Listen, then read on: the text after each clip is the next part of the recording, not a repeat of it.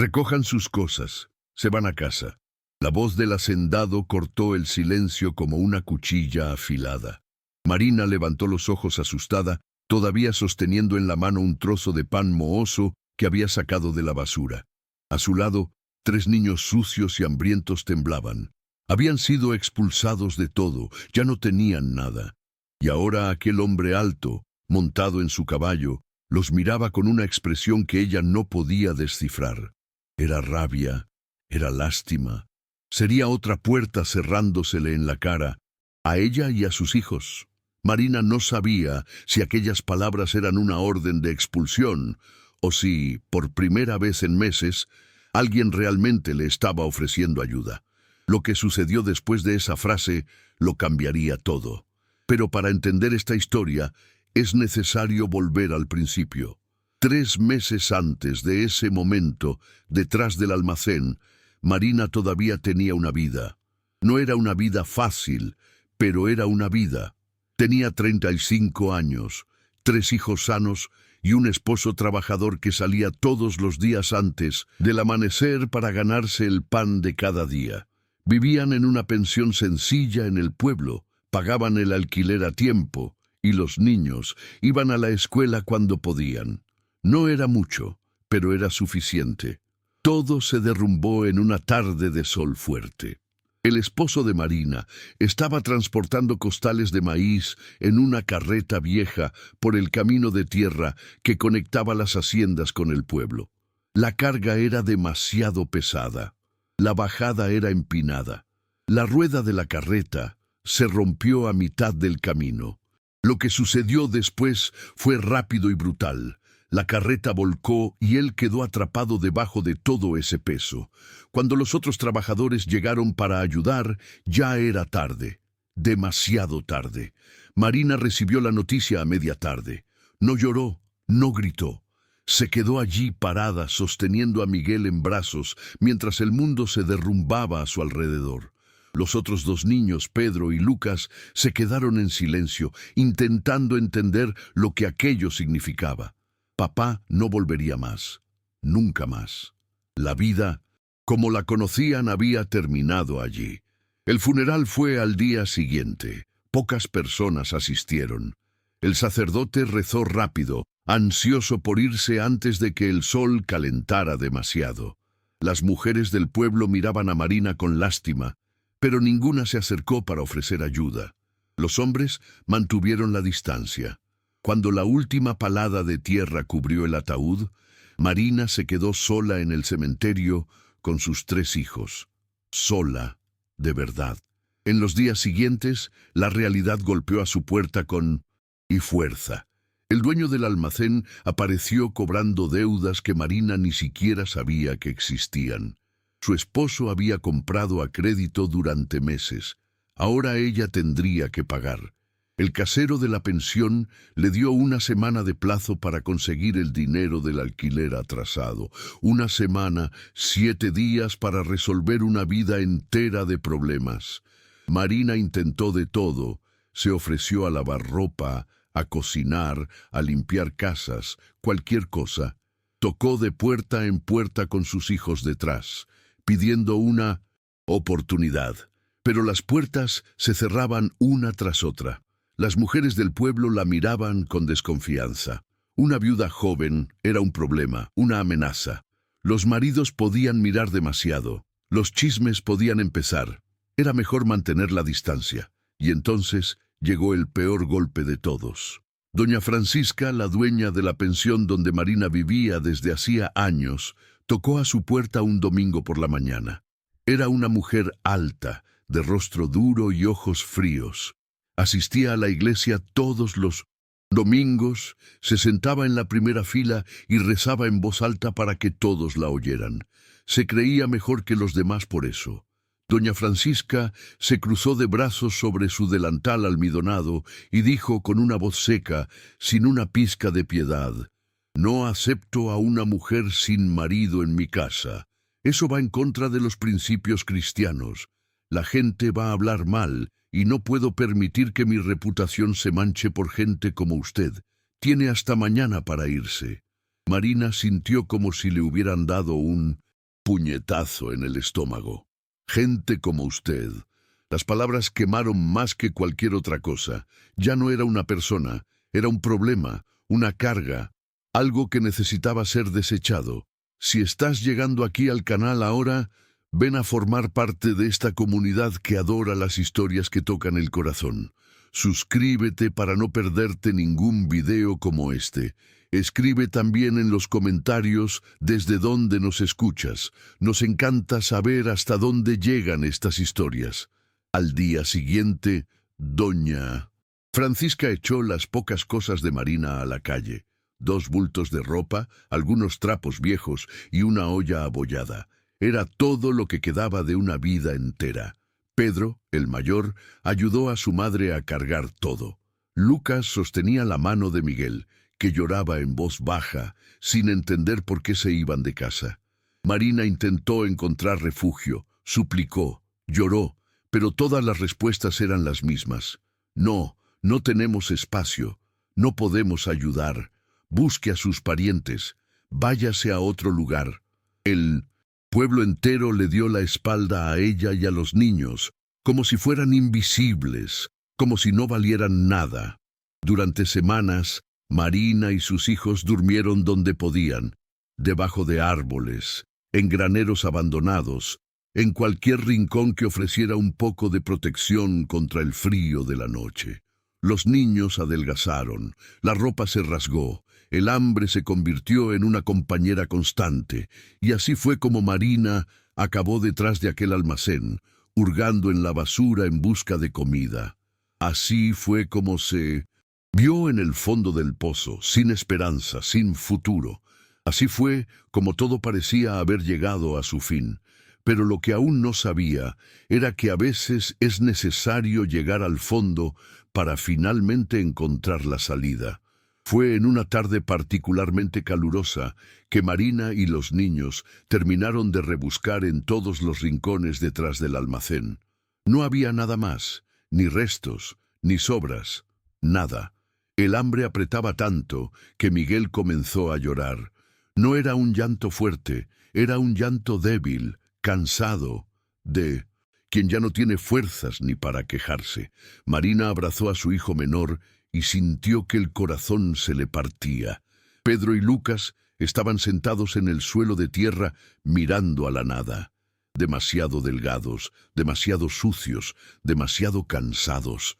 Miró a sus 3 hijos y pensó, Dios mío, ¿qué he hecho para merecer esto? ¿Qué han hecho ellos? Fue en ese momento que oyó el sonido de cascos golpeando la tierra seca. Marina levantó la cabeza. Un caballo se acercaba por el callejón estrecho. Sobre él, un hombre alto, con sombrero de cuero y ropa sencilla de hacendado, detuvo al animal justo frente a ellos. El hombre bajó del caballo despacio. Sus ojos recorrieron esa escena con atención. La mujer delgada, con ropa rasgada, intentando proteger a 3 niños que más parecían fantasmas. Los restos de comida estropeada, esparcidos por el suelo, la desesperación estampada en cada rostro. Marina se levantó rápido, poniéndose delante de sus hijos. No sabía quién era ese hombre, pero ya había aprendido a no confiar en nadie. Pedro, el mayor, también se levantó, cerrando los puños. Con solo 13 años ya sabía que necesitaba proteger a su madre y a sus hermanos. El hacendado se quitó el sombrero, se pasó la mano por el cabello canoso y miró a Marina con una expresión que ella no pudo entender. Entonces dijo aquellas palabras que nunca olvidaría. Recojan sus cosas, se van a casa. Marina se quedó paralizada, no entendió. ¿A casa? ¿Qué casa? Ella no tenía casa, no tenía nada. ¿Acaso ese hombre la estaba echando del pueblo? Era otra persona expulsándola a ella y a los niños. Pero antes de que pudiera responder, el hacendado continuó con una voz más suave. Mi nombre es Pedro. Tengo una hacienda a algunos kilómetros de aquí. Necesito a alguien que cuide de la casa, que cocine, que organice las cosas. Usted y los niños pueden quedarse allí. Hay una casita en la parte de atrás. No es gran cosa, pero tiene techo y paredes. Es mejor que esto. Marina no pudo hablar. Las palabras se le quedaron atoradas en la garganta. ¿Estaba oyendo bien? ¿Era aquello real o solo un delirio causado por el hambre? Pedro continuó. No estoy pidiendo nada más que trabajo honesto. Usted trabaja, yo le doy comida y refugio. Los niños pueden ayudar en lo que puedan, pero voy a ser claro. No acepto pereza y no acepto robos. Si cumple con su parte, no les faltará nada. Marina miró a sus hijos. Miguel lloraba en voz baja. Lucas sostenía la mano de su hermano menor con fuerza. Pedro miraba al hacendado con desconfianza, pero también con un brillo de esperanza en los ojos. ¿Por qué está haciendo esto?, preguntó Marina, su voz temblorosa. Pedro se puso el sombrero de nuevo. Su rostro se puso serio, y por un instante ella vio una sombra de dolor pasar por sus ojos. Porque ya he visto a gente buena ser destruida por la vida, y porque sé lo que es perderlo todo. No dijo más, solo montó a caballo y miró a Marina, esperando una respuesta. Marina no tenía elección. Era eso dejar que sus hijos murieran de hambre en la calle. Juntó las pocas cosas que tenía, tomó a Miguel en brazos y dijo, «Vamos». El camino hasta la hacienda fue largo y silencioso. Marina y los niños siguieron a pie detrás del caballo. El sol quemaba fuerte en sus espaldas, los pies dolían, pero por primera vez en semanas había algo parecido a la esperanza en el corazón de Marina. La hacienda apareció después de casi 2 horas de caminata. Era un lugar sencillo, pero bien cuidado. La casa principal era pequeña, de madera, con una galería al frente. Al lado había un corral con algunas vacas y gallinas. Y en la parte de atrás, como Pedro había dicho, una casita. Pedro bajó del caballo y señaló la casita. Es allí. Hay una cama vieja, un fogón de leña y algunas ollas. No es mucho, pero se puede empezar. Mañana temprano empieza a trabajar en la casa principal.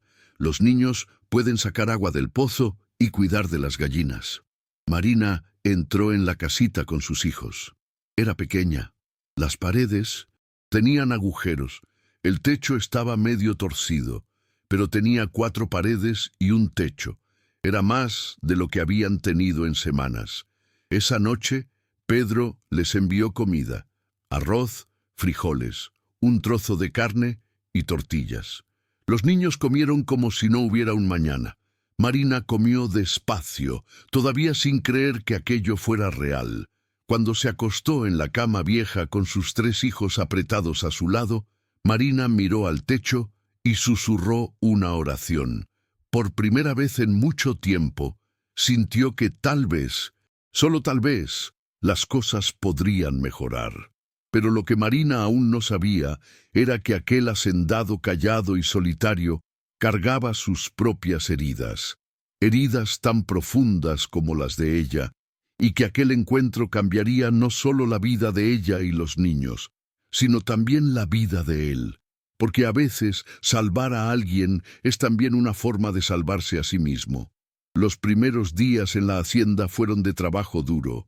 Marina se despertaba antes del amanecer, preparaba el desayuno para Pedro y cuidaba de la casa principal. La casa era sencilla, pero estaba abandonada, polvo acumulado por todas partes, ropa apilada sin cuidado, ollas sucias en el fregadero.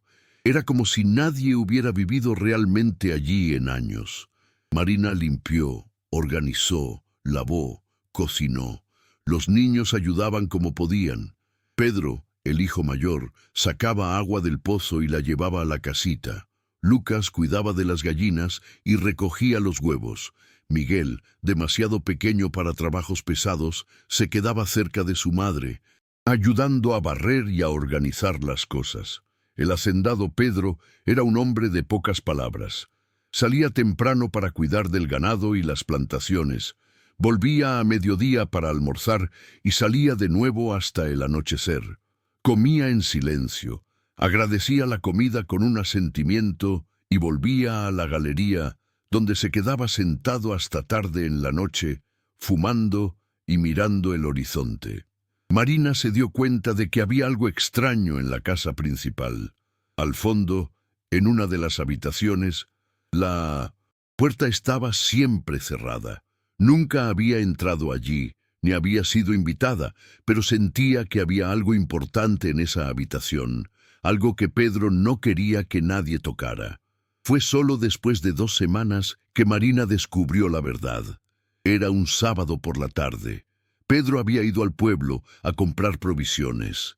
Marina estaba limpiando la casa cuando Miguel, curioso como todo niño de 6 años, abrió la puerta de la habitación cerrada. Marina corrió para sacarlo de allí, pero se detuvo en la puerta. La habitación estaba intacta.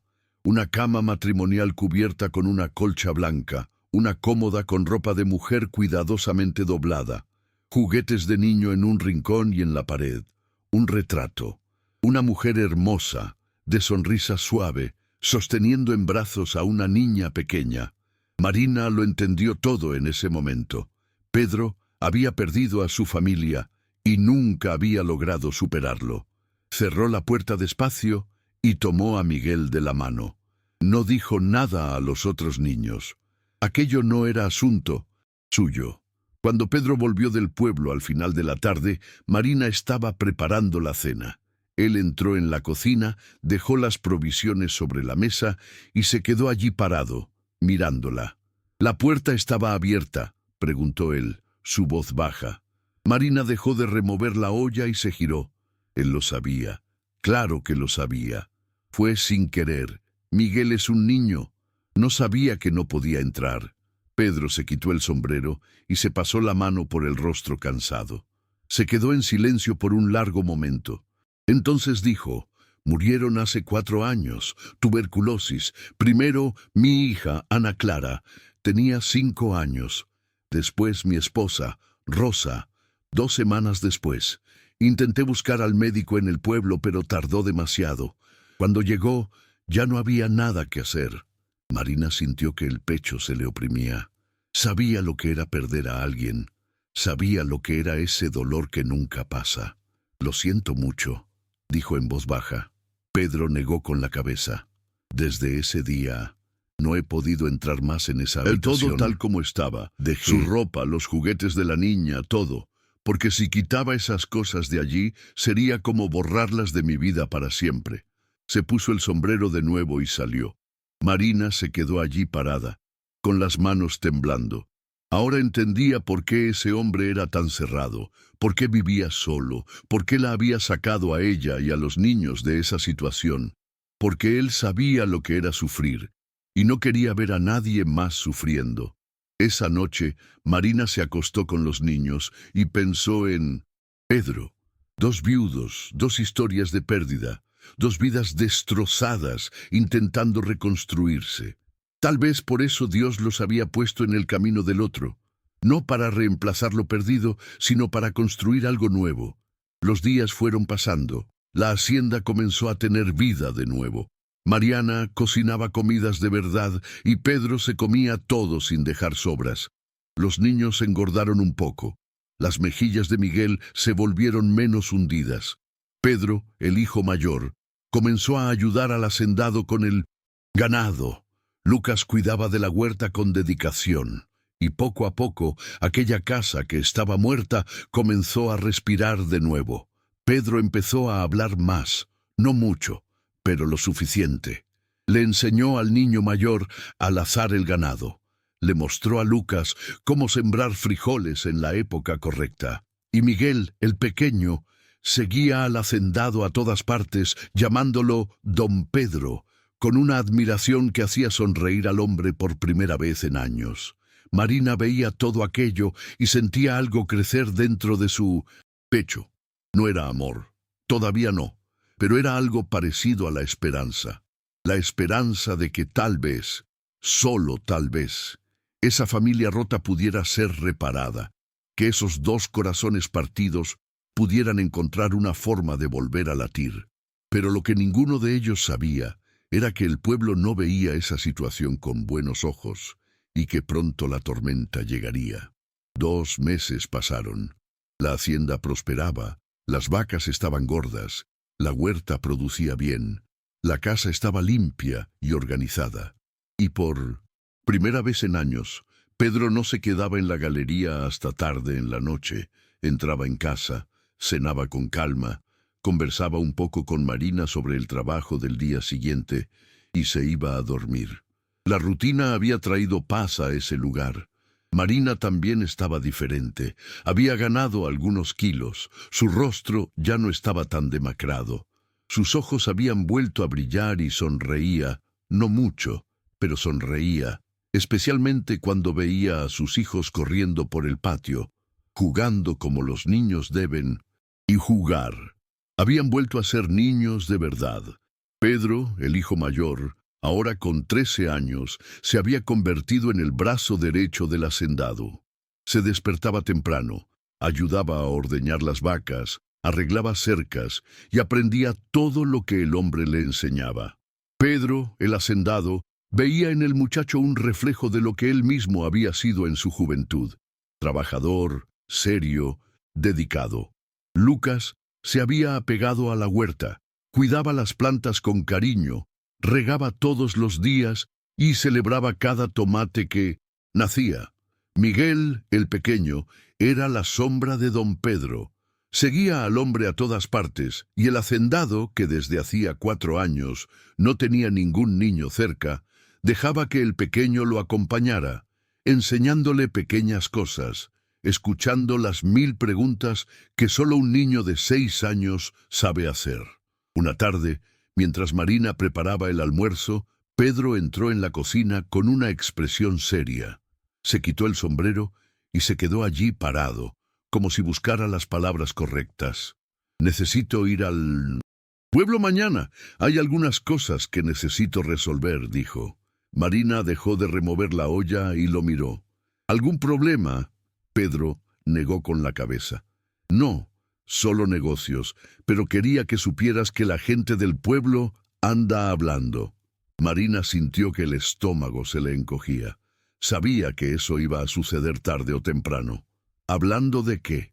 De que no está bien que una mujer sola viva en mi hacienda, que eso va en contra de las costumbres, que al cura no le gusta, esas cosas. Marina bajó la mirada. Ahí venía de nuevo el juicio, los chismes, la hipocresía de la gente que se creía mejor que los demás. ¿Quiere que me vaya?, preguntó ella, su voz temblorosa. Pedro dio un paso adelante y la miró fijamente a los ojos. No, no quiero. Usted y los niños pueden quedarse aquí el tiempo que necesiten. No me importa lo que la gente diga, pero pensé que necesitabas saberlo. Marina sintió un alivio mezclado con miedo. No quería irse, no quería volver a esa vida de miseria, pero también sabía que cuando la gente comenzaba a hablar, las cosas podían ponerse muy mal. Si te estás identificando con esta historia hasta aquí, considera apoyar haciendo clic en Gracias. El botón Gracias es una forma de ayudar financieramente al canal. Ese gesto nos ayuda a seguir trayendo historias que emocionan y hacen reflexionar. Al día siguiente, Pedro fue al pueblo. Volvió al final de la tarde con el rostro cerrado y una carta en la mano. Se la entregó a Marina sin decir nada. Ella abrió el papel y leyó. Señor Pedro, la comunidad está preocupada por la situación que usted ha creado en su propiedad. Una mujer soltera viviendo en su hacienda, sin supervisión adecuada, es una ofensa a las buenas costumbres y a la moral cristiana. Solicitamos que usted tome medidas para corregir esta situación. De lo contrario, se podrían tomar medidas más serias. Atentamente, Padre Augusto y el Consejo del Pueblo. Marina sintió que las manos le temblaban. Leyó la carta 2, 3 veces. Las palabras quemaban como fuego. Ofensa a las buenas costumbres, moral cristiana, las mismas palabras que doña Francisca había usado para echarla a la calle. ¿Qué vamos a hacer?, preguntó. Pedro tomó la carta de sus manos y la rompió en pedazos. Nada. Vamos a seguir viviendo. Ellos no mandan aquí. Pero Marina veía la preocupación en sus ojos. y sabía que aquello estaba lejos de terminar. La gente del pueblo no iba a rendirse. Nunca se rendían, porque para ellos, juzgar a los demás era más importante que ayudar. Hablar mal era más fácil que hacer el bien. Esa noche, Marina no pudo dormir. Se quedó mirando el techo de la casita, escuchando la respiración de sus hijos a su lado. Tenía miedo. Miedo de perder esto, miedo de volver a la miseria, miedo de ver a los niños pasar hambre de nuevo. Pero también tenía una certeza creciendo en su pecho, la certeza de que no iba a dejar que le quitaran esto sin luchar, porque por primera vez en mucho tiempo tenía algo que valía la pena proteger.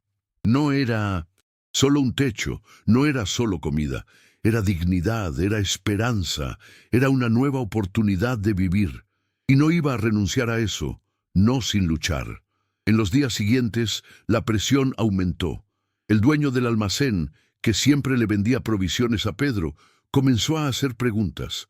Oí que está albergando a una mujer en la hacienda. ¿Es cierto eso? Pedro respondía con pocas palabras y pagaba sus compras sin dar explicaciones, pero sentía las miradas, las conversaciones que se detenían cuando se acercaba, los cuchicheos a sus espaldas.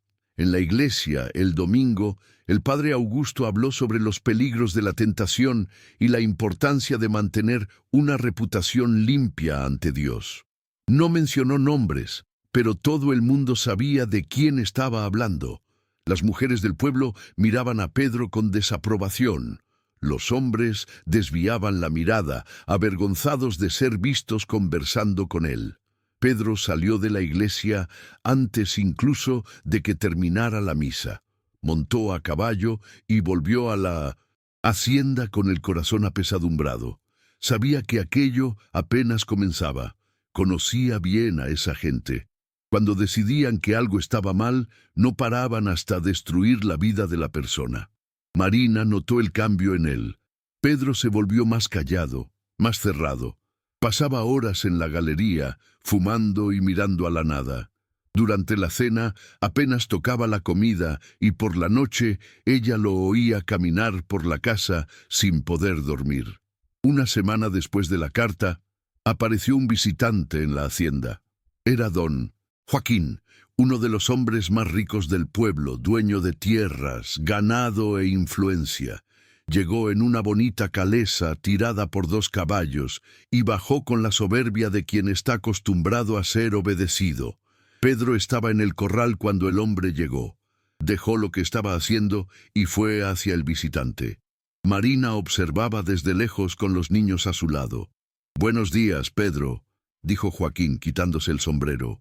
«Buenos días», respondió Pedro secamente. «Vine aquí como amigo para darte un consejo». «No pedí ningún consejo». Joaquín ignoró la rudeza y continuó. «Eres un hombre respetado, Pedro. Siempre lo has sido. Trabajas duro, pagas tus cuentas, no te metes en líos. Pero esta situación con la mujer y los niños está manchando tu reputación. La gente está hablando y no está hablando bien». Pedro se cruzó de brazos. «La gente siempre habla, siempre ha hablado, siempre hablará. Pero esta vez es diferente», insistió Joaquín. «El cura está involucrado. El consejo del pueblo está involucrado. Si no tomas una medida, ellos la tomarán por ti». «¿Qué medida?», preguntó Pedro, ya sabiendo la respuesta. «Echa a la mujer. Dale algo de dinero si quieres ayudarla, pero no la dejes vivir aquí. Así, las cosas volverán a la normalidad y recuperarás tu buena reputación». Pedro se quedó en silencio por un largo momento. Entonces dijo con una voz baja pero firme: «Marina y los niños se quedan. Fin de la conversación». Joaquín negó con la cabeza, decepcionado. «Estás cometiendo un error, Pedro, un error que te costará caro. Piénsalo bien». Se puso el sombrero de nuevo, subió a la calesa y se fue. Pedro se quedó allí parado, viendo la nube de polvo que levantaba la calesa. Sentía el peso del mundo sobre sus hombros. Marina se acercó despacio. No dijo nada, solo se quedó a su lado, mirando el camino vacío. Puedo irme, dijo finalmente. No quiero que pierdas todo por mi culpa. Pedro se giró hacia ella. Sus ojos estaban cansados, pero había algo que Marina no podía descifrar. No te vas a ir a ninguna parte, dijo. Esta es tu casa ahora y nadie te va a sacar de aquí. Pero Marina veía la duda en sus ojos y tenía miedo, porque sabía que el mundo era más fuerte que las buenas intenciones, que la gente mala siempre ganaba al final, que los débiles siempre perdían. Esa noche, después de que los niños durmieran, Marina se quedó sentada en la puerta de la casita, mirando la casa principal. Pedro estaba en la galería, como siempre, fumando, pensando a solas con sus demonios. Pensó en Rosa, la primera esposa, en la niña Ana Clara, en cómo Pedro lo había perdido todo y nunca había logrado reconstruir su vida. Y ahora, cuando finalmente parecía que estaba comenzando a vivir de nuevo, el mundo conspiraba para destruirlo todo otra vez. ¿Por qué la vida es tan cruel con quien ya ha sufrido demasiado?, susurró Marina al viento. No hubo respuesta, solo el silencio de la noche y el sonido lejano de los grillos cantando. Marina cerró los ojos y rezó. Rezó por fuerza, por coraje, por un milagro, porque sentía que iba a necesitar todo eso en los días que estaban por venir. Y no estaba equivocada. La tormenta apenas comenzaba, y cuando finalmente llegara, sería peor de lo que cualquiera podría imaginar. El golpe final llegó 3 días después. El padre Augusto apareció en la hacienda, acompañado de otros 2 hombres del consejo del pueblo. Llegaron a media tarde en una carreta cerrada, con expresiones serias y determinadas. Pedro estaba trabajando en la cerca cuando vio a los visitantes. Su corazón se hundió. Sabía que aquello no era una visita de cortesía. Dejó las herramientas y fue hacia ellos. «Buenas tardes, Pedro», dijo el cura sin sonreír. «Padre», saludó Pedro secamente. «Necesitamos hablar, es serio». Fueron a la galería. Marina observaba desde dentro de la casa con el corazón desbocado. Sabía que ese momento lo definiría todo. El cura comenzó. «Pedro, recibió nuestra carta. Don Joaquín vino a hablar con usted, pero no ha tomado ninguna medida. Ahora no tenemos elección». «¿Elección para qué?», preguntó Pedro, ya sintiendo la rabia subir. «El pueblo ha decidido que no puede aceptar más esta situación. Una mujer sin marido viviendo en su propiedad es un escándalo. Las familias están preocupadas, los niños lo están viendo, los jóvenes lo están comentando. Esto está corrompiendo los valores de nuestra comunidad». Pedro dio un paso adelante.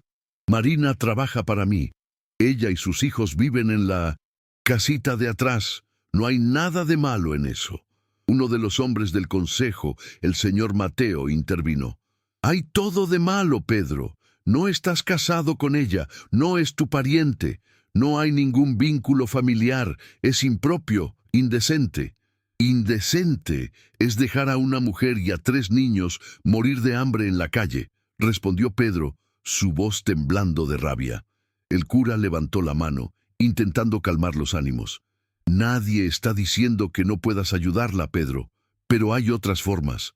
Podemos conseguirle un lugar en el pueblo, una familia que pueda supervisarla adecuadamente, o podemos ayudarla a ir a otra ciudad donde tenga parientes. No tiene parientes, no tiene a nadie, y no voy a echarla». El cura suspiró.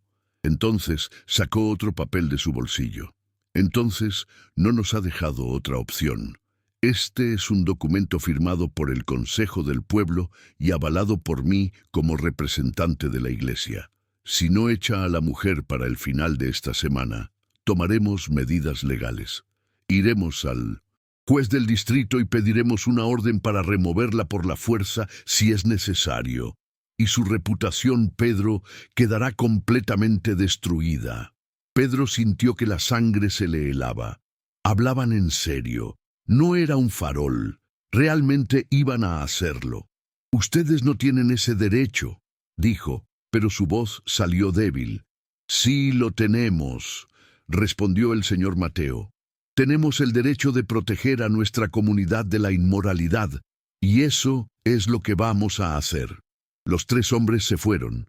Pedro se quedó parado en la galería, sosteniendo ese maldito papel en las manos.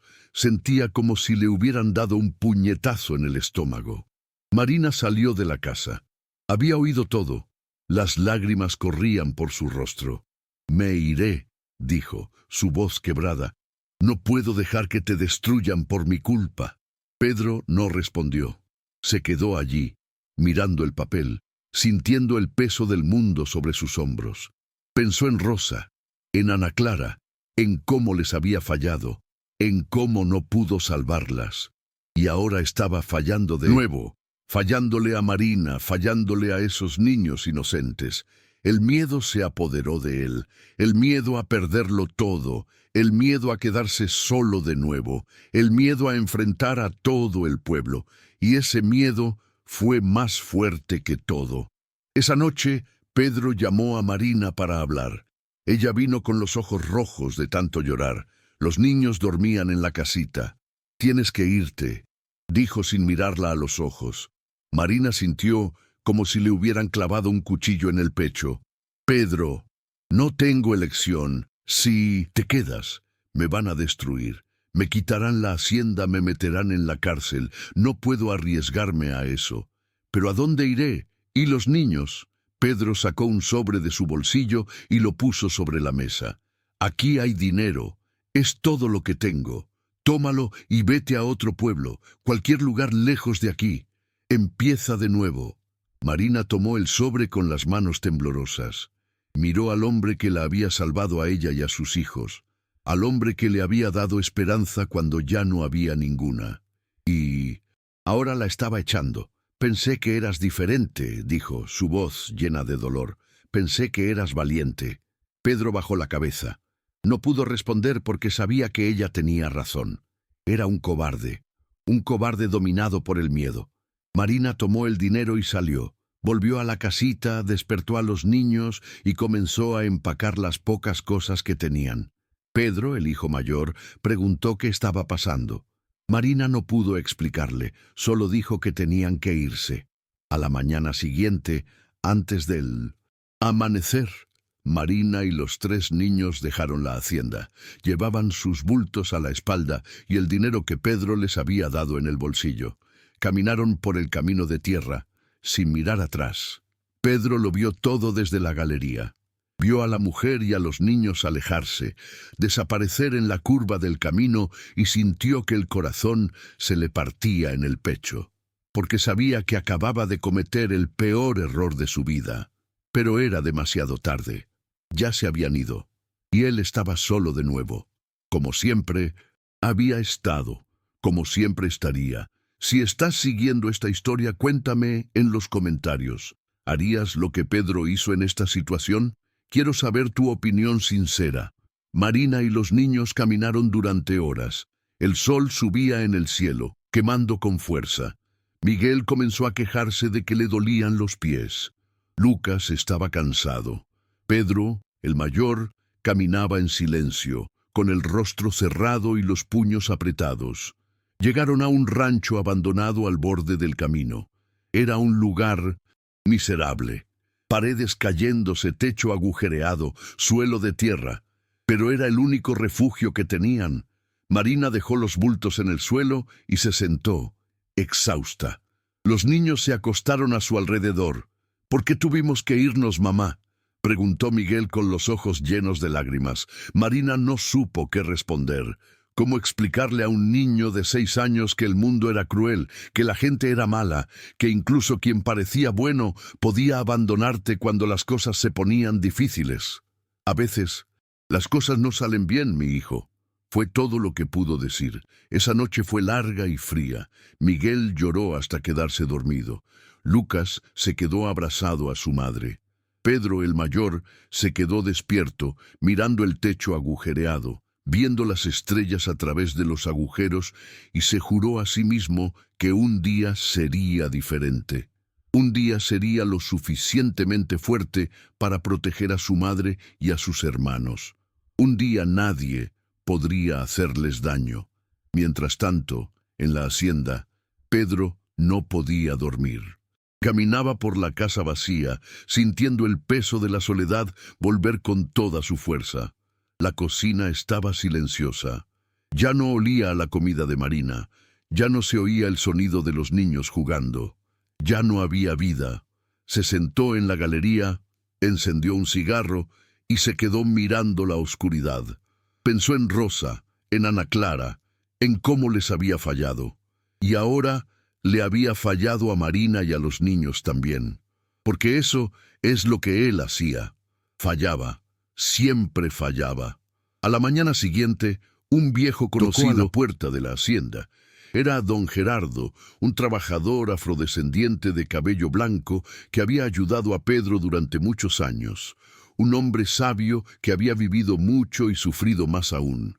Había sido esclavo en su juventud, había visto cosas horribles, pero nunca había perdido la dignidad. Don Gerardo entró en la cocina y se sentó sin pedir permiso. Miró a Pedro con esos ojos que parecían ver a través del alma de las personas. «Oí que la señorita y los niños se fueron», dijo. Pedro no respondió, solo asintió. «Y dejaste que eso pasara».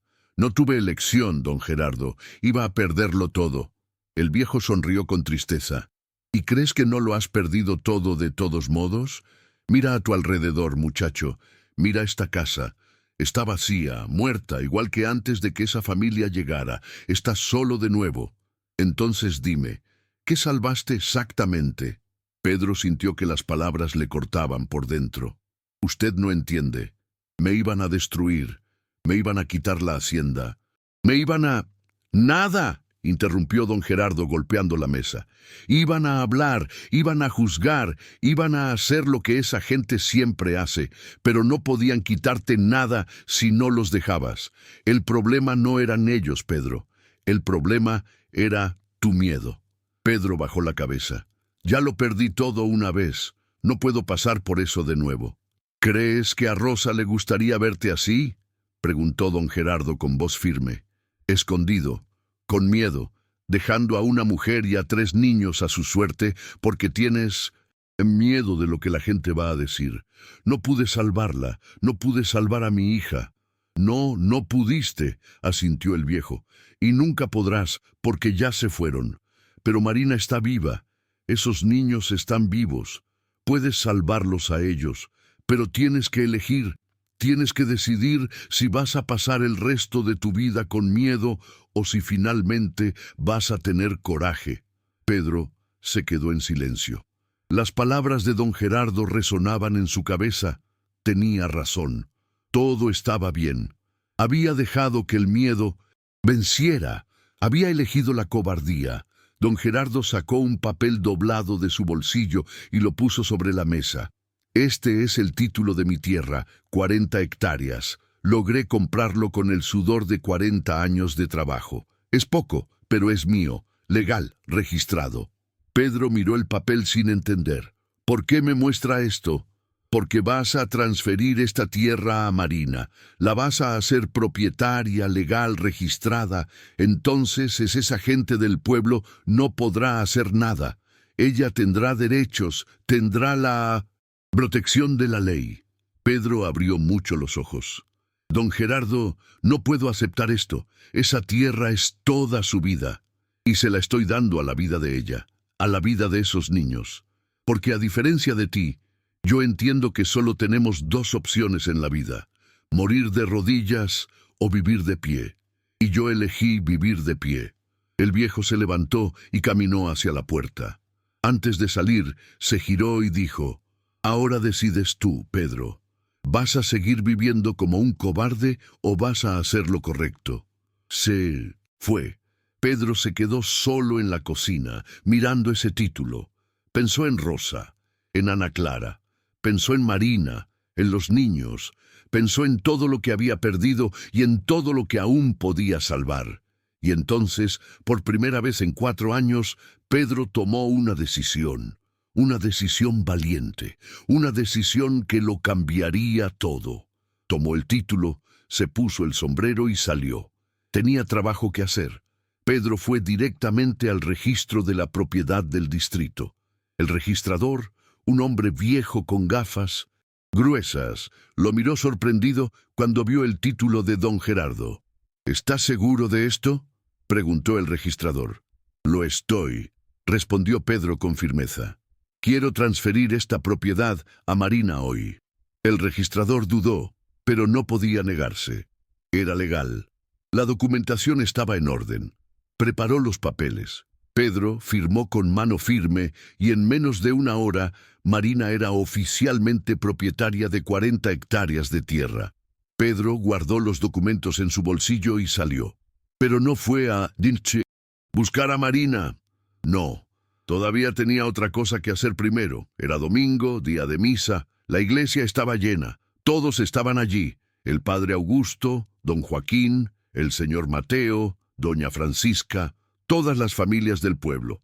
Pedro entró por la puerta principal, en medio del sermón. El sonido de sus espuelas resonó en el silencio de la iglesia. Todas las cabezas se giraron. El cura dejó de hablar. Don Joaquín se puso pálido. Doña Francisca abrió mucho los ojos. Pedro caminó por el pasillo central con paso firme y la mirada fija al frente. Se detuvo justo delante del altar, se giró hacia la congregación y se quitó el sombrero. «Quiero hablar», dijo, su voz resonando en las paredes. «Pedro, esto es una iglesia, no es lugar para...» comenzó el cura. «Cállese», interrumpió Pedro con firmeza. «Usted ya ha hablado demasiado, ahora es mi turno». Silencio total. Nadie se atrevió a moverse. Pedro continuó. «Ustedes me enviaron una carta, vinieron a mi casa, me amenazaron. Todo le di refugio a una mujer y a 3 niños que se estaban muriendo de hambre, porque según ustedes eso es inmoral, es indecente». Miró a su alrededor, encontrando los ojos de cada persona. ¿Quieren saber qué es inmoral? Es que ustedes le cerraran las puertas a Marina cuando pidió ayuda. Es que dejaran a 3 niños pasar hambre en la calle. Es que juzgaran a una viuda que solo quería una oportunidad para empezar de nuevo. Don Joaquín se levantó. ¿Estás hablando de cosas que no entiendes, Pedro? Sí entiendo, respondió Pedro. Entiendo que se esconden detrás de la religión para disfrazar su crueldad, que usan la moral para justificar su cobardía, que prefieren destruir una vida antes que tender una mano. Sacó los documentos de su bolsillo y los levantó en alto. Este es un título de propiedad, 40 hectáreas transferidas legalmente a Marina. Ahora es propietaria, tiene derechos, tiene la protección de la ley, y si alguno de ustedes intenta hacerle daño a ella o a los niños, tendrá que responder por ello. Doña Francisca se levantó indignada. «Esto es un absurdo. Estoy haciendo lo correcto», la cortó Pedro. «Algo que ustedes nunca hicieron». Miró al padre Augusto. «Usted predica sobre el amor al prójimo, sobre la caridad, sobre la compasión, pero cuando tuvo la oportunidad de vivirlo de verdad, eligió el lado de los poderosos.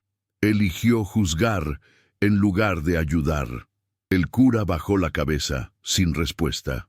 Pedro se puso el sombrero de nuevo y miró congregación a toda la última vez.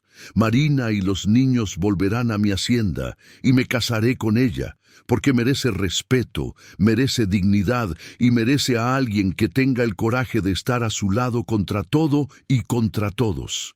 Comenzó a caminar de vuelta hacia la puerta, pero antes de salir, don Gerardo se levantó.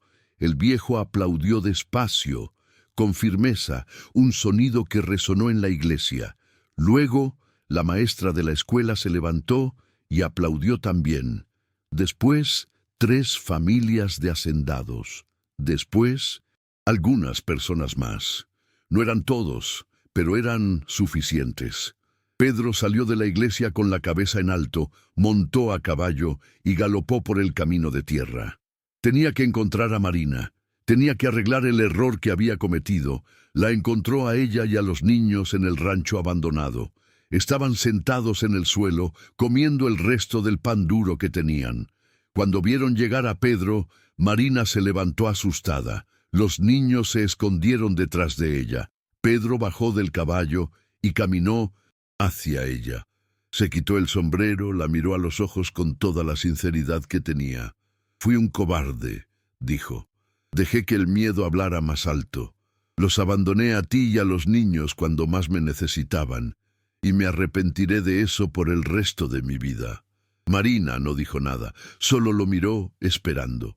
Pedro sacó los documentos de su bolsillo y se los entregó. «Este es un título de propiedad. 40 hectáreas. Es tuyo ahora. Legal, registrado. Tú y los niños tienen un hogar, conmigo o sin mí». Marina tomó los papeles con las manos temblorosas. Los leyó 1, 2 veces. No podía creerlo. «Fui a la iglesia, delante de todos. Dije que eres una mujer honorable, que mereces respeto y que me casaré contigo. Si me quieres dar esa oportunidad». Las lágrimas corrieron por el rostro de Marina. Miguel salió de detrás de ella y corrió a abrazar a Pedro. Lucas vino después. Y por último, el hijo mayor, que había jurado no volver a confiar en ese hombre, caminó despacio y se dejó abrazar también. Marina miró a sus hijos, miró al hombre que había fallado pero había vuelto, que había caído pero se había levantado. Sacó de su bolsillo un pequeño anillo que había guardado. Era el anillo de bodas de su primer esposo. Lo había llevado como un recuerdo, pero ahora era el momento de dejar ir el pasado. Marina se puso el anillo en su propia mano y dijo: «Entonces, haz que valga la pena. Hazlo real. Haz de esta familia rota una familia de verdad». Pedro sonrió, y por primera vez en 4 años fue una sonrisa verdadera. Besó a Marina, abrazó a los 3 niños y sintió que el peso que había cargado durante tanto tiempo finalmente se liberaba. 3 meses después, la hacienda prosperaba. Pedro y Marina se casaron en una ceremonia sencilla a la orilla del arroyo, con don Gerardo como testigo.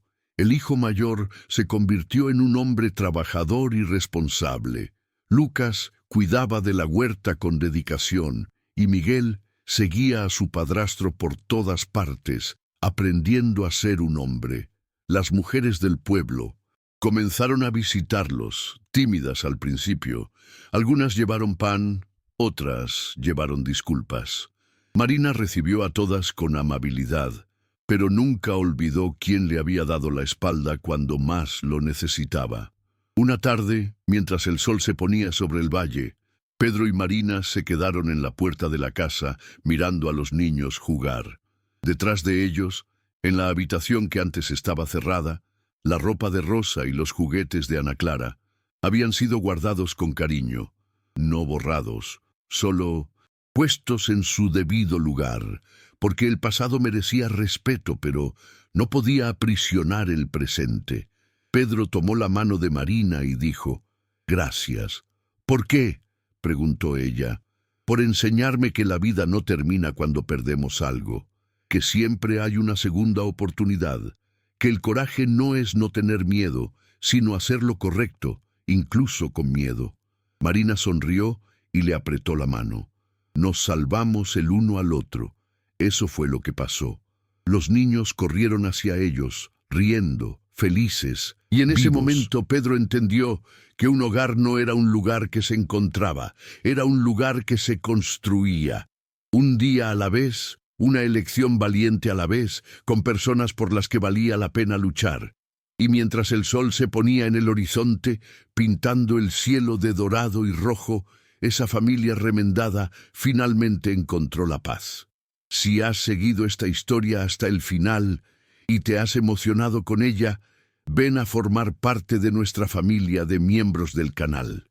Tendrás acceso anticipado a las historias. Podrás tener tu nombre exhibido en los créditos como forma de gratitud, entre otros beneficios. Es nuestra forma de agradecer a quienes caminan con nosotros todos los días. Y cuéntame aquí en los comentarios cuál fue la parte de esta historia que más te marcó, qué lección te dejó.